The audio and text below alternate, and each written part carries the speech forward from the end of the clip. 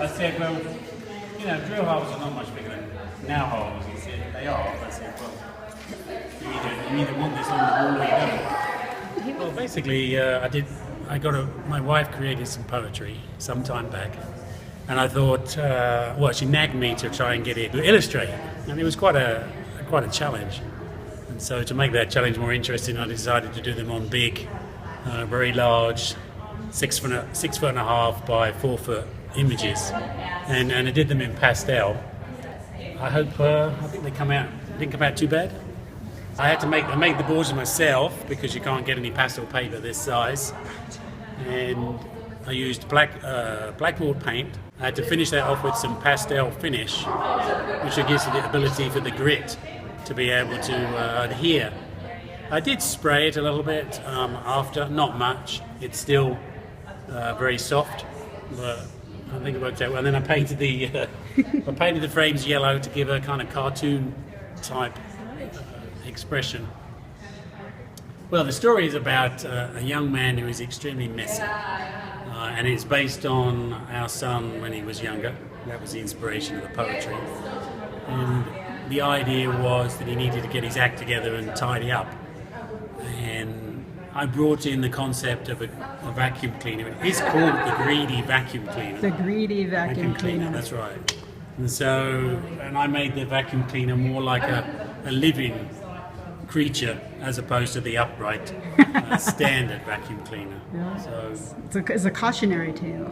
it is a cautionary tale because the ending is different.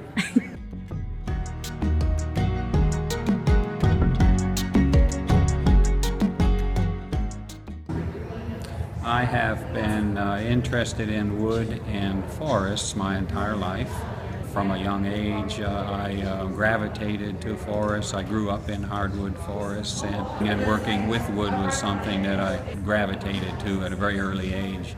In the mid-1990s, I began buying woodworking equipment with an eye to make all of the furniture in my home because I didn't like what was available in the market, both quality or price-wise.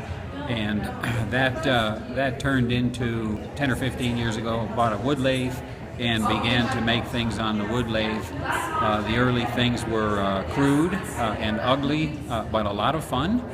And over time, I've kept turning and have turned more and more. And now turn both utilitarian pieces such as bowls, rolling pins, yarn bowls, breadboards and serving platters and things like that. And also each year make artistic pieces to enter in shows and just frankly have fun and express some creativity.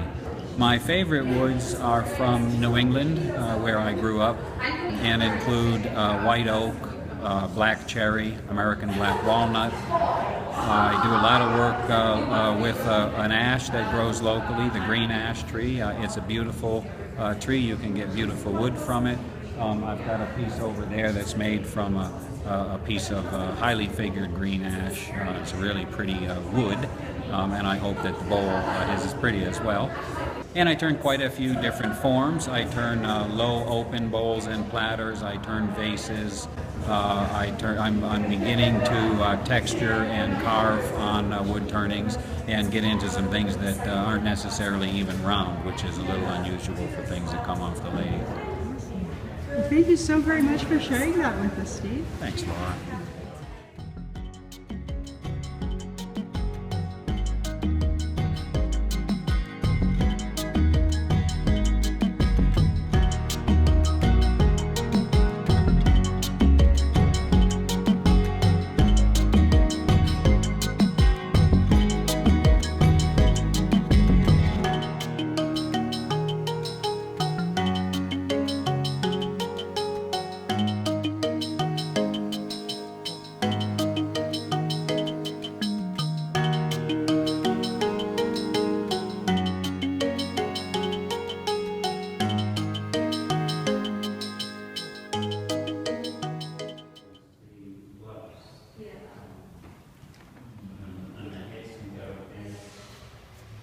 That would be so nice. It's the best thing ever.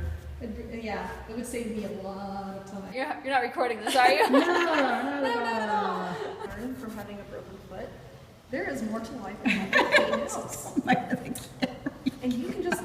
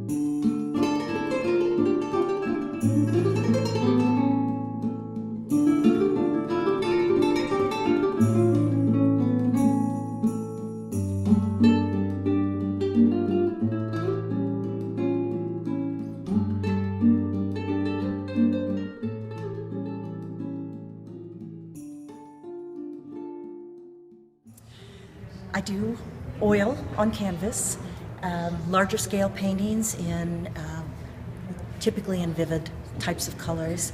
I find that when you do an abstract painting, that when you work in a larger scale, it creates a bigger impact. I love to have paintings that enliven spaces, that hearten the feeling of the people that are within the room, whether it's a home or whether it's a commercial space. I like to paint ideas. I've painted freedom, I've painted free will and determinism, I've painted the shape of time. I like to think about an idea and reach a point where I get just the essence of it and paint it. And what's beautiful to me is when I have people come to a show and they come to the painting and they say, I like this. And I ask, what resonates for you? And they tell me a story that thematically is the same story that I painted. And when I've done that, then I know I've succeeded.